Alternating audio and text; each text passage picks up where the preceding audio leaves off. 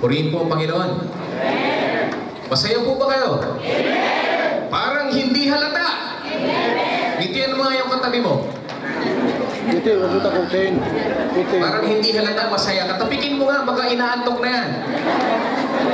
Purihin ang Lord. Sino ditong nahihiya na kaninang pumalakpak at tumawid sa Lord? Hindi aamin.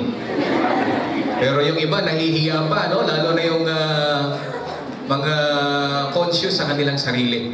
Praise the Lord at purihin ang Lord. Sa oras na ito, handa na po ba kayong makinig ng salita ng Diyos? Do you expect that Lord will do His power and pour out His blessing to us today?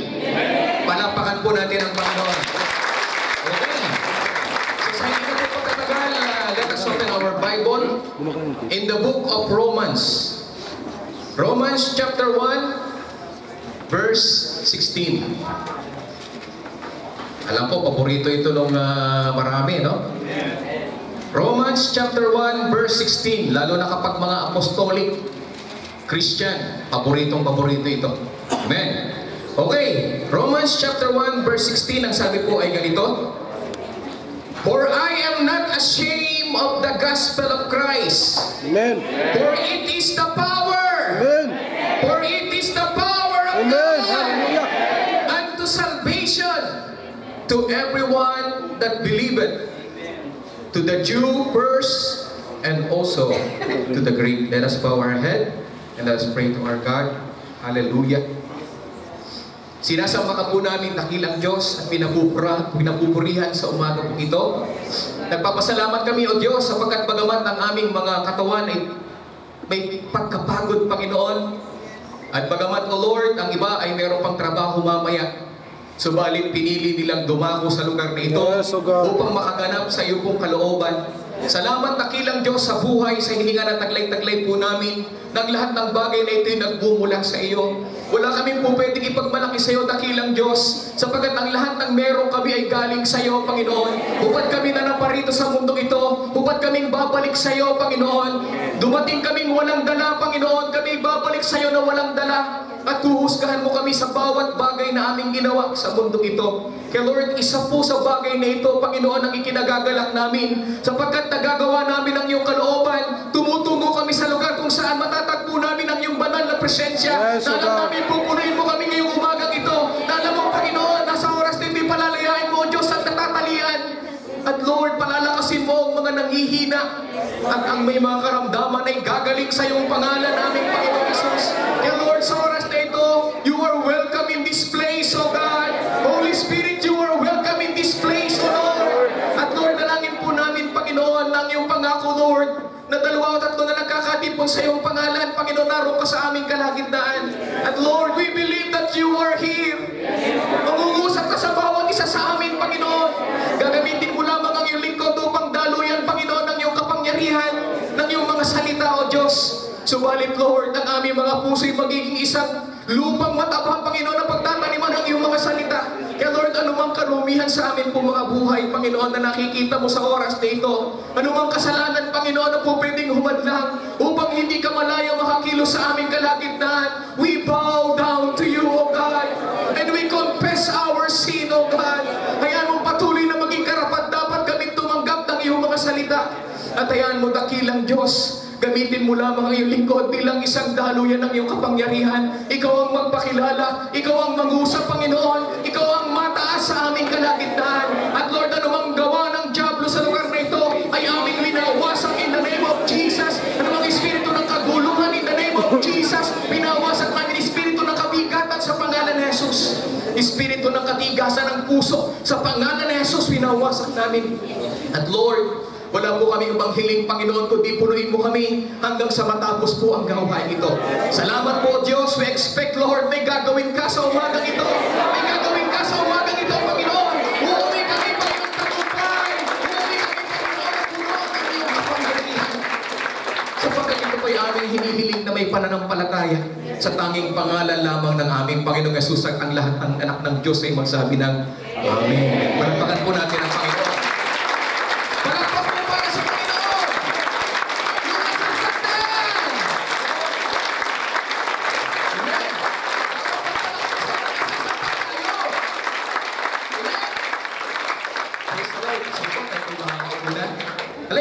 tumatayo ako, lagi ko sinasabi, pag palakpak sa Lord, huwag kayong kuripot. Amen? Pag sa Diyos, dapat tayo, all out tayo sa Diyos. Dapat the best yung ibinibigay natin sa Kanya. Amen? So sa umagang ito, handa na po ba kayo? Tabi mo sa katabi mo, handa ka na ba? Sisimulan po natin ito. Okay? So alam niyo po, sa atin, alam ko po sa Pilipinas ay lahat tayo naka-focus sa mga balita sa Pilipinas. At alam na alam natin kung anong ang nangyayari ngayon sa Pilipinas. Nandun yung siraan, nandun yung mga nangyayari, no? At isa po sa balita na ating pong napakinggan o nating napanood noong March 23, 2017, ay ano po? DILG official lawyers seek Robredo impeachment. Sino dito nakakapanood ng impeachment? Parang kakaunti yata. Hindi ba kayo nanonood ng balita sa Pilipinas? Amen! Bakit i-impeach daw si Robredo, yung ating Vice Presidente? Kasi sabi po dito, ayun, Robredo reveals palit ulo. Scheme in war on drugs. Mali po yung sinabi niya. Yung palit ulo na sinabi dito, yung kapag hindi ka sumuko, yung iyong kamag-anak yung hulihin. Maling-mali dun sa scheme na patupad ng tuktok o yung katok. Tukhang. Amen? Tukhang. Kaya ano nangyari? Tingnan po natin. Isa pa. Sabi dito, ang sabi ni Robredo, more than 7,000 people have been killed in summary executions. Grabe po ito. Ang sinabi ni Robredo doon sa kanyang video, siguro napanood niyo yung video. Amen. Sabi niya, lahat yun patay sa summary execution. Lahat yun related sa drugs. So, medyo mabigat ito na talagang pambabatikos sa ating gobyerno. Parang hindi siya Pilipino. Amen? Kaya ano nangyari? Noong pong March 28, 2017, nagkaroon po dito ngayon ng Jimmy Bondo to Leni Robredo, stop shaming Duterte. Ang nangyari po dito, ang sabi ng kanilang pagpupulong, Rally. palit, busy, patalsikin. Stop shaming Duterte. Amen? Sino po yun? Alam niyo, kilala niyo po yan. Sila Mocha. At saka ito si Jimmy Bondo. Alam niyo, sila po ay pabor sa pagkilos ng ating presidente. Amen? Kaya nag-usap sila at nagkaroon po sila ng Ayan, April 2, 2017 sa Luneta, meron tayong palit busy. Ayan? Alam niyo po, kailan po yun? Ngayon, 31? Sa Sunday, magkakaroon po sila sa Luneta. Sa Luneta, magkakaroon po doon sila ng rally. Amen? Bakit? Kasi ang sabi po dito, ayan. Ang sabi nila, stop shaming Duterte. Ito po ang isinisigaw nila. Huwag niyong ipahiya yung ating presidente. Gusto niyo bang ipahiya yung ating presidente? No. No. Ang problema kasi, pinapahiya natin yung ating presidente, yung pong ginagawa ng ibang talagang kalaban ng ating, presidente. Pero sabi po dito, Philippines politicians are not ashamed on corruption. Walang hiya. Hindi ko po sinabing walang hiya na nagmumura ako, kundi wala yung hiya. Makapal ang mukha. Sabi nga nung iba, buhusan mo to ng asido, hindi tatablan. Parang tubig lang. Kahit palakulin mo to, tatalbog lang. Ganun kakapal. Amen? Bakit? Tinan po natin ito. Ayan. Nasaan na? Kapatid. Ayan! Bakit ako mahihiya? Medyo makapal talaga ito. Amen? Bakit daw siya mahihiya? Ayan, politician po yan. Meron ba silang? May ebidensya ba sila? Ay talaga, meron ng ebidensya. Pero makalpal pa rin ang mukha. Amen? Hindi nahihiya. Amen? At alam nyo, napakarami pong politician sa Pilipinas na talagang gumagawa ng corruption, pero hindi nahihiya. At alam nyo po ba, base po dito ang ating pag-uusapan ngayong umagang ito. Sino dito ang walang hiya? Hindi ko po kayo minumura. Yung wala siyang hiya na sabihin siya'y born again. Taas ang kamay. Merong ibang hiya. Sino dito hindi hiya na sabihin siya'y born again? Taas ang kamay. Ipalakpak na natin sa Panginoon. Amen. Sabi po ng verse na sa atin natin pong binasa, sabi po dito, Romans 1:6, For I am not ashamed of the gospel of Christ. Dapat tawag natin ikahiya yung Ebanghelyo ni Kristo. Bakit? For it is the power of God to salvation. Ito daw po yung may kapangyarihan ng pagliligtas for everyone who believes, for the Jew first and also for the Greek. Dapat daw bilang isang mananampalataya tayo, hindi daw natin ito ikinahihiya. Ang problema kapag nakita ng kaibigan, uy, Cordapio, saan ka pupunta? Di, ano lang, pupunta lang ako sa kaibigan ko. Nakita mo lumabas doon sa church ng Mubarak. Uy, galing born again ka pala? Hindi. Napadaan lang. Ikinahihiya yung pagiging Kristiyano. Amen? Pero dito, dapat daw wag natin ikahiya ang pagiging Kristiyano. Bakit ka mo? Kasi si Satanas yan po yung kanyang number 1 weapon. Tingnan po natin. Sabi dito, Satan's greatest weapon against Christian is a shame game. Ang laro ngayon ni Satanas sa isang mananampalataya, ang ibinibigay niya yung hiya. Takot, hiya. Nasabihin siya isang mananampalataya. Amen? Ayaw ni Satanas na ikaw ay manindigan bilang isang mananampalataya. Ayaw ni Satanas na ipakita mo na ikaw ay isang Kristiyano na binago na ng Panginoon. Ang gusto ni Satanas, tagong Kristiyano ka. Hello? Sino dito ang tagong Kristiyano? Hindi kayo hahabi. Pero kung minsan, magpagugulat kayo, ay, born again pala yun? Kasama mo pala yun? Naku. Kaya ang topic po natin ngayong umagang ito is entitled of Satan's Shame Game. Ito po yung title natin ngayon, Satan's Shame Game. Makinig po kayo kung anong ibig sabihin po nito. Ang una, what is the meaning of shame? What is the meaning of shame? Pag sinabi pong shame, ito po, number 1, shame is a feeling of disgrace or guilt.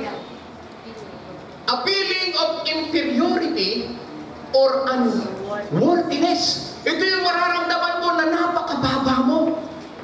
Na nararamdaman mo dito na ikaw ay less of reputation, less of respect. Pag sinabing shame, nahihiya ka dahil alam mong hindi ka karapat-dapat. Amen? At meron kang inferiority. Ibig sabihin, ang tingin mo sa sarili mo ay napakababa. Hiyang-hiya. Amen? At sabi po niya, number 2, it is the negative feeling or emotion we get to on the inside of ourselves. Ito daw po yung negative emotion or feeling na nagmumula sa loob. When we know we're not acting the way we're supposed to act. Yung parang hindi ka makakilos sa iyong lugar dahil nahihiya ka. Kaya ang ginagawa mo na lang, nasa isang tabi ka, nagmumukpok. Nagawa niyo na po ba yun na isang lugar na napahiya kayo, naado ka na lang sa isang lugar at walang bumabahagi sa iyo? That is a feeling na nanggagaling daw po sa loob. Pangatlo, sa Bible po, ang sabi po dito, in the Bible, shame is described as that awareness. Ito na po pala yung awareness, yung magiging sensitive ka in the innermost part of our being. Yung daw pong hiya ay isang paraan para maramdaman mo sa loob ng iyong pagkatao that let us know that we've transgressed. Para malaman mo na ikaw ay nagkamali against God's law or we've violated one of God's commands. Ito daw hiyang ito ay nagmumula sa loob kapag nararamdaman mong hindi tama ang iyong nagawa. Sino dito nakaranas na nagkakasala siya sa kanyang magulang? Amen. Amen? Hiyang-hiya ka. Ay, yung iba nga, hindi nga uuwi sa bahay dahil sa sobrang hiya. Sa mga kaibigan niya, once na nagkamali siya, naku, ilang araw hindi magpapakita. Sa sobrang hiya. Amen? Pero, for the Christian, sabi po dito, tingnan po natin, where the shame come from? Saan po ba nanggaling itong shame na ito? Saan po ba nanggaling itong shame na ito? Tingnan po natin. Ang sabi dito, for the Christian believer, ang hiya po ay dito. Una, shame comes when we choose to sin against God. Amen. Kapag pinili mo na gumawa ng bagay na laban sa Diyos, sigurado yun, mahihiya ka. Lalo na kapag ikaw ay mananampalataya. Mananampalataya ka, alam nila na born again ka, tapos wala ka sa labas. O kaya nag-inom ka, lasing na lasing ka, sa sobrang lasing mo, nakipag-away ka pa, nakipag-amo ka pa. At nalaman nila, born again ka.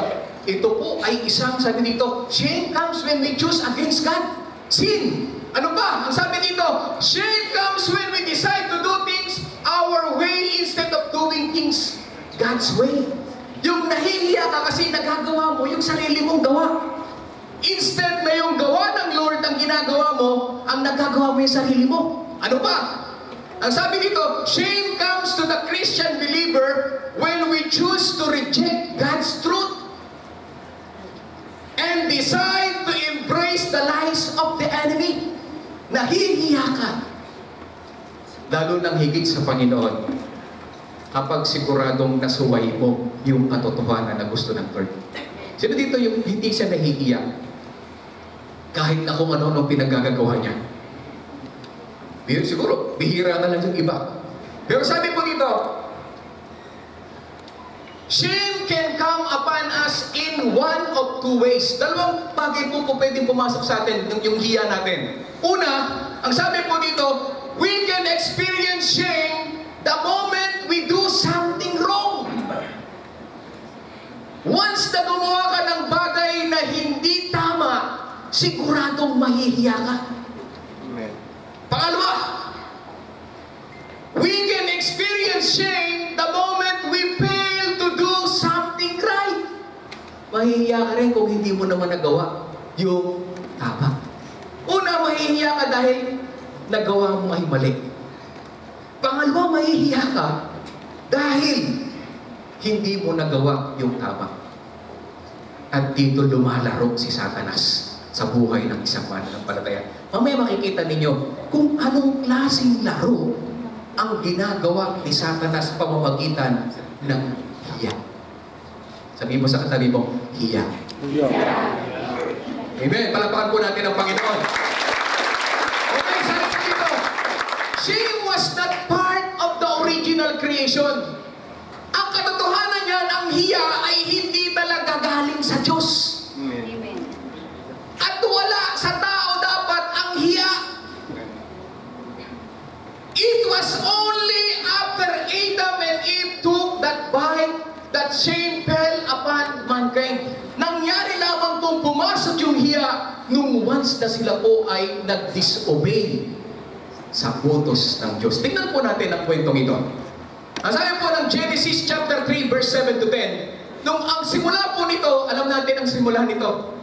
Amen? O tukso, layuan mo. Alam niyo itong si Eva, lumapit sa tukso. Hello? Meron palang babaeng lumalapit sa tukso. Tingnan mo katabi mo. Amen? Lumapit sa tukso, lumapit dun sa ahas. At ano nangyari? Sabi, hindi naman totoo na mamamatay ka kapag kumain ka ng prutas ng pagkaalam na mabuti masama. At ang nangyari, in short, kumain si Eva. Hello, mga Eva. Amen? At hindi na kontentong kumain si Eva. Inalok pa yung asawa. Pareha silang nagkasala. Kaya dapat alam nyo, yung mga lalaki, dapat hindi under the saya. Pwede naman umayaw eh. Yan ang isang pagkakamali ni Adan. Na-under siya ng kanyang asawa. Sino ditong under? Huwag kayong pa-under. Pagka mali, mali! Mali! Mga lalaki. Pag mali, mali! Pag mali, mali! Amen? Pag tama, tayuan ang tama. Palapakan natin ang Panginoon. Amen? At nung nagkasala na sila, alam nilang nagkamali sila sapagkat kinain nila yung prutas na ito. Anong nangyari? Nagtagok. Tingnan natin.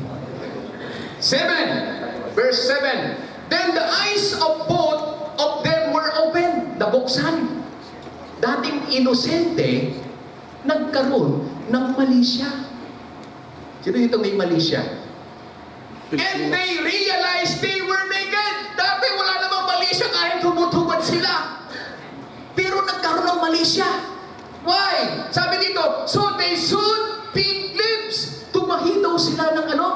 Ng fig leaves. Together and made coverings for themselves. Sa sobrang hiya, tumahi ng tinampo natin. Kasunod.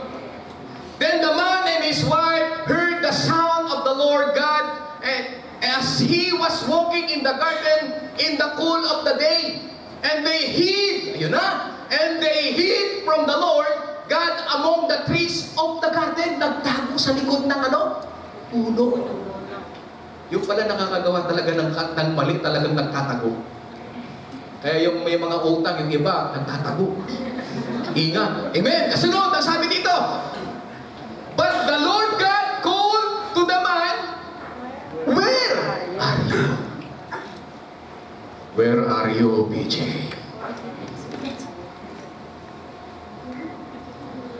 Where are you, Bong? Where are you, John? Amen? Kasunod. He answered, I heard you in the garden, sabi ni Adan. And I was afraid because I was naked and I hid. Naku. Kasunod, ang sabi dito. Yan. They were sewing fig leaves together and playing a game of hide and seek with God. Nakipaglaro na ng hide and seek ito ang asawang ito. Amen? Yung pala nakakagawa ng kasalanan, nakikipag-hide and seek. Ang hirap mong hulihin kung saan naad doon. Amen? Totoo ba yun? Talagang, alam niyo yung mga ginagawang kasalanan, lumiliit yung lugar. Imbis na, ang luwag-luwag lang yung dinadaanan, hindi ka makapunta sa city. Kasi meron ka atraso sa city. Lumiliit talaga ang lugar pag may atraso ka. At ito lumiit ang lugar nila, nagtago saan? Sa puno. Ang sabi dito, ayan, with that one forbidden bite came our first bitter taste of sin. Doon sa isang pagkagat o pagkain nung prutas ng pagkalam ng mabuti at masama, pumasok yung hiya. Amen? At alam niyo kung ano nangyari dito? Pagkatapos nilang kagatin ito, nahiya sila, ay, ano nangyari sa'yo? Ano pang nangyari? Tinan po natin. How does shame affect us? Ito na po, magsisimula tayo. Ano ang naging resulta ng hiya na ito? Una, number one, shame causes us to cover up our mess with inadequate means. Ang sabi dito, ang hiya daw kapag ikaw ay may hiya, ito daw yung paraan para mag-cover ka. Mag-cover ka dun sa iyong nagawang pagkakamali kahit na alam mong hindi sapat ang iyong ibang co-cover. Kalahin mong ipinang-cover lang dito lang. Pwede mo buo. Amen? Alam nyo, inadequate, talagang kulang. Yung kanilang, alam nyo yung pig lips, grabe ito, ang liit po nito. Para lang matakluban yung kanilang kahihiyan. At sabi po dito, tinan po natin. Sabi niya in Genesis chapter 3 verse 7, then the eyes of both of them were open and they realized they were naked. So they sewed fig leaves together and made coverings for themselves. Ang ginawa nila ay kino-cover nila yung kanilang pagkakamali.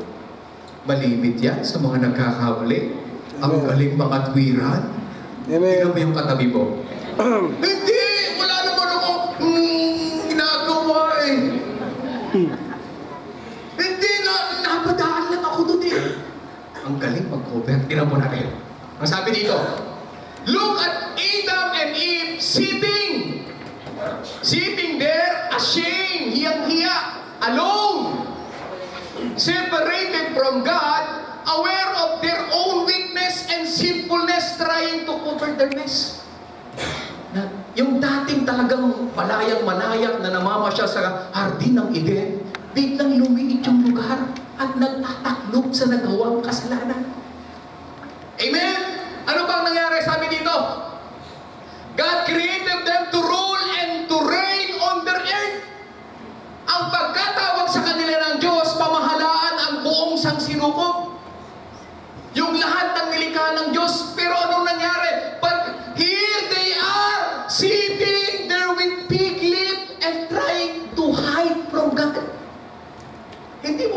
kapatid, na napakaganda ng disenyo sa iyo ng Lord. Pero ang nangyayari dahil sa kasalanan, nagtatago ka sa Lord. Ganito po ang nangyari nito. Amen?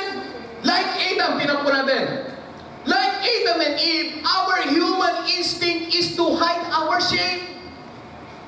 We attempt to cover it with modern day fig leaves. Sa ngayon po, nung panahon nila, ang ipinatatakip nila sa kanilang kasalanan, fig leaves. Pero alam niyo po ba, sa ngayon, modern day na. At alam niyo kung anong pinatatakip natin, tingnan po natin. Nung bata pa ako, alam niyo po ba, mahilig ako magtago pag minsan. Alam ng kapatid ko yan, nandiyan yung aking kapatid. Pagka nakakakuha kami, nandiyan po ba yung kapatid ko? Saan pa yung kapatid ko? Ayun, sa likod. Amen. Alam niyo po ba, nung pagka may kasalanan talaga hindi agad makauwi ng bahay, nagkatago. At alam niya, ganyan-ganyan po tayo ng mga bata. At sino dito yung yung masipag sa bahay? Yung talagang naglilinis sa bahay kahit bata pa. At hiyang-hiya siya kapag natatagtan siya ng kanyang mga kaibigan na naglilinis. At alam niyo, ito po ang ginagawa ng ibang kabataan. Ayan. Ayun. Ang sipag-sipag mo, ang bilis mo maglinis. Amen.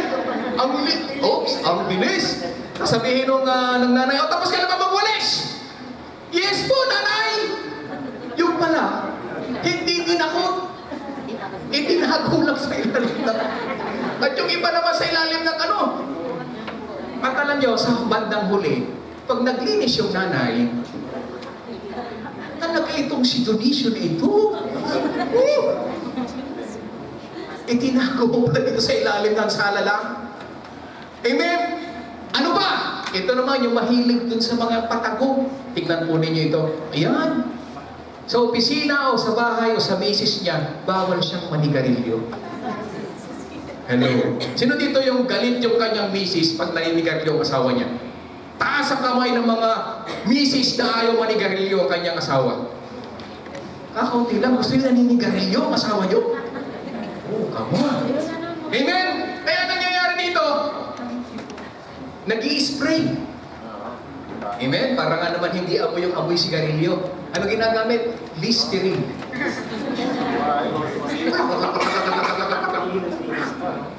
Talagang tingnan mo nga, ihinga mo nga. Wow, amoy Listerine. Walang sigarilyo. But at the end, mahuhuli pa rin. Pag kapit ng kanyang kamay, uy, huli. Amoy sigarilyo ang daliri. Hello? Amen? Ano ba? Ayan! Ito ba? Ayan! Meron palang chicks. Amen? May kadate sa labas. May katawagan. At then, nahuhuli. Bakit?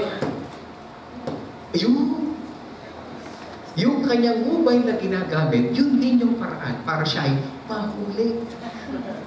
Hello? Amen? Amen? Bakit gusto? Uy, sino ito? Nung tinawagan, hello, love? Hindi ito si love, ako ang misis niya! Okay. Amen? Ganito. At marami pang bagay tayong nagko-cover sa buhay natin. Itinatago natin at the end, nabubuki. Hello? Amen? Sabi po dito, the problem with fig leaves is they always end up falling apart. Sooner or later, the very thing we're using to cover up our mess will be the very thing that will end up revealing our mess. Bakit kamo? Yung itinakip nila na fig leaves, yun yung dahilan para malamang nagkasala sila. Hello? Paano mong nalamang hubad ka? Amen? Alam niyo, sa ating kasalanan, kahit anong tago ninyo, manalantad at manalantad. Amen. Kahit gaano ka pa magtago sa pastor mo, sa kaibigan mo, sa kapatid mo sa pananampalataya, you cannot hide from God. Hello? Palapakan natin ang Panginoon. Wala kang magagawa. You cannot hide from God.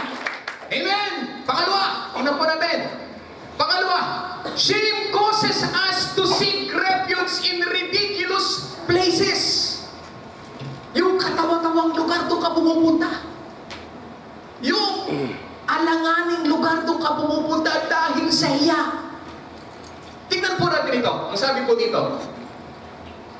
Genesis chapter 3 verse 8, Then the man and his wife heard the sound of the Lord God as he was walking in the garden in the cool of the day, and they hid from the Lord God among the trees of the garden. Nagtago sila sa likod ng puno. Yung mga nagkakasala o yung mga nahihiya kung saan-saan tumatago. But at the end, huli pa rin. Amen? Tingnan po natin. Ang sabi dito, if you got a need, shouldn't you go to the place where you can get or meet your need? Siyempre! Kung saan ka may kailangan, dapat doon ka tatakbo. Amen? Ang sabi po dito, una, if you're sick, where should you go? Kapag merong sakit, saan ka pupunta? Hospital. Saan? Pupunta ka ba sa Manila Zoo? Hindi! If you are sick, you should go to the hospital. Ano pa?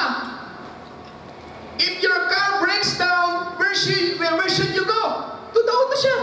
Alala ko sa market. Pag masira ba yung brake mo, pupunta ka sa pharmacy? Pabiling ang brake, edi pinagpapanak ka doon. Amen? Ano ba? Ang sabi diyan, if you want to buy some food, where should you go? To the grocery store. Alam ka lang, bumili ka ng pagkain, pupunta ka doon saan? Hardware. Sa hardware, kakainin mo pako? No! Ano ba? Ang sabi diyan, if you have toothache, where should you go? Alam ka namang pupunta ka saan? Sa construction. Hihiram ka ng maso para masuhin yung ngipin mo. Mali yun. Dito, punta ka sa dentist. Ano ba? If you want to buy a book, where should you go? To the bookstore. This market. Alam ka naman, pumunta ka saan? Sa isdahan? Mabaho doon. Walang bookstore doon. Ano ba? If you want to buy some clothes, where should you go? Yung mahiling sa mga mall. Amen? Siyempre mo na pupuntahan mo. Pero pag bumili ng damit dito, nagpunta sa isdahan. Baho doon. Amen? Ano ba? Ang sabi diyan, if you want to exercise, where should you go? To the gym. Pwede namang sa loob ng bahay lang. Okay lang dito. Ano ba? Ang sabi dito, if you want haircut and your nails to polish, where should you go? To the beauty salon. Ano ba? If you want a bank loan, where should you go? To the bank. Ang problema, ito po. If you got a need, you need to go to the place where you can get or meet your need. Kailangan kung saan talaga yung kailangan mo, doon ka tatakbo. Ang problema, ang tinatakbuhan natin, maling lugar. Hello? Amen? Pag may problema, ang takbo natin, inuman. Ubus na yung bulsa, sakit pa ng ulo. Hello?